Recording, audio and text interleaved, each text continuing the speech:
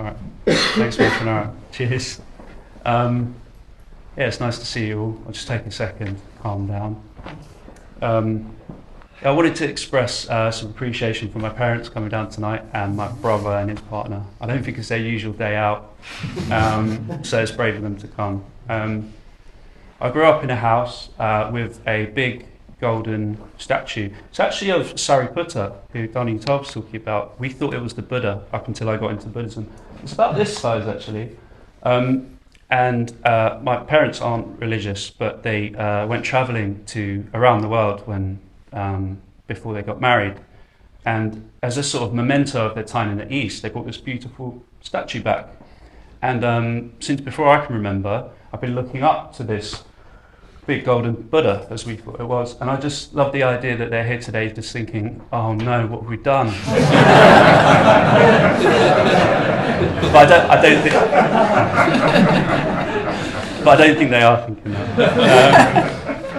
So yeah, it's so much to say. I mean, I'm not going to be able to say nearly enough, really, but I can say in a nutshell why I want to do this, why I want to become a Mitra, and I can talk about a couple of experiences and relationships as well that might illustrate those reflections. In the last year and a half of practicing Buddhism, practicing the teachings of Buddhism, I've noticed a positive impact on my mental states. And if I've learned one thing from coming here, it's that everything else comes after that as a result of that. So my impact on my loved ones and my relationships and my qualities of my experiences are as a result of my mental states. So that's as good enough a reason that I'm a Buddhist.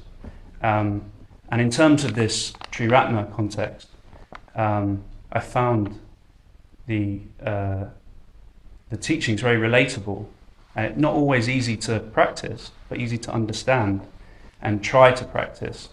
And I love the emphasis on art and music and poetry and creativity. And I feel like the people are very warm and kind. And that's the part I want to talk about, actually, in a couple of experiences. So the first time I came here, or maybe the second, but one of the two, I walked in the middle of the room. I'm often late, so I was probably a bit flustered. And I walked in the middle of the room, and it seemed to me like everyone was catching up about some retreat that people had been on. And everyone seemed to know each other's names, and I felt a little bit stranded and awkward, stood in the middle of the room. And I thought, oh no. And then quite immediately, Amladana came over and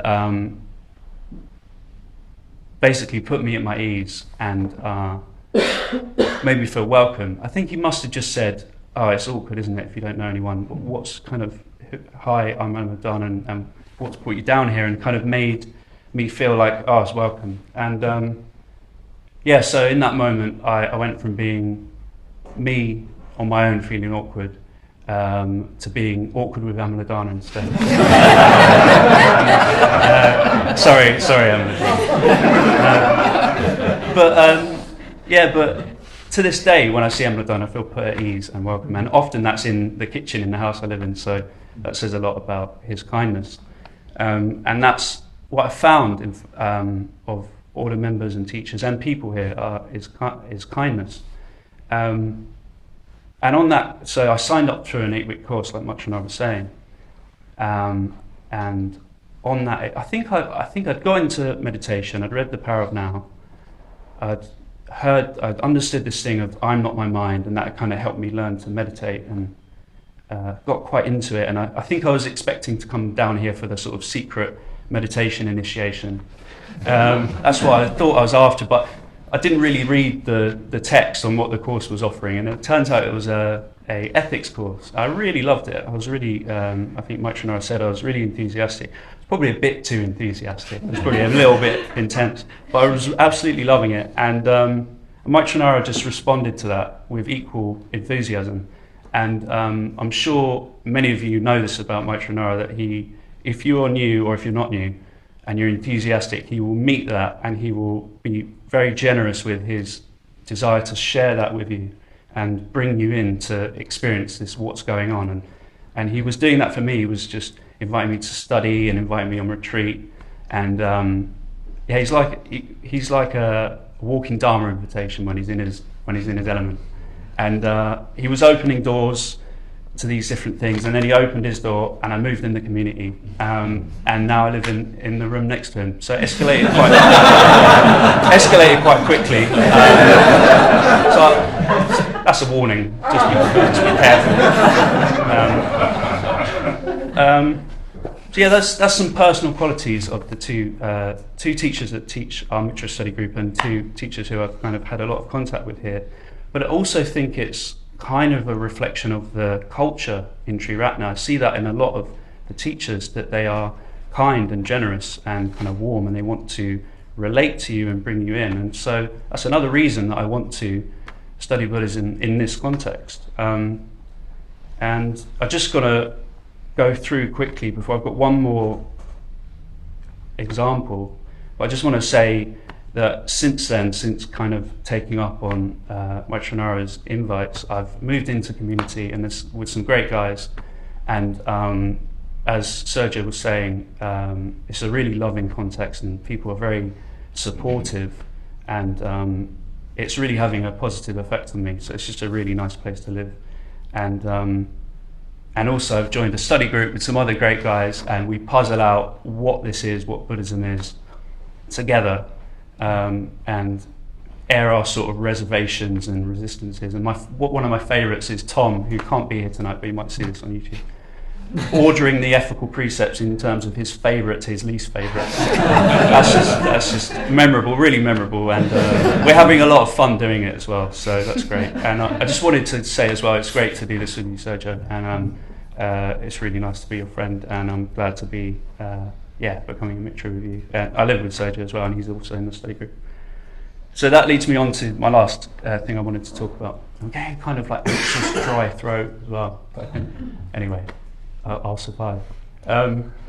Spiritual friendship is another emphasis in Triratna, and that's another reason that I'm responding so like I want to make this step, is because I didn't really understand what spiritual friendship was.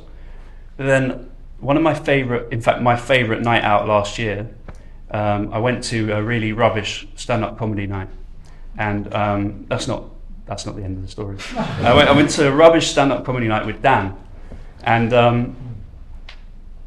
they weren't making us laugh. It just wasn't funny, and it was a bit of leaving. It was a bit of a downer, and then there was a bit of excitement because Dan accidentally bumped into an ex, and they were kind of flirting, and there was a little bit of drama, but it still wasn't enough. Sorry, Dan. So we just so happened to be on a Wednesday course, Journey in the Guide, and it just so happened to be that week's homework to find a spiritual friend and share your life stories together.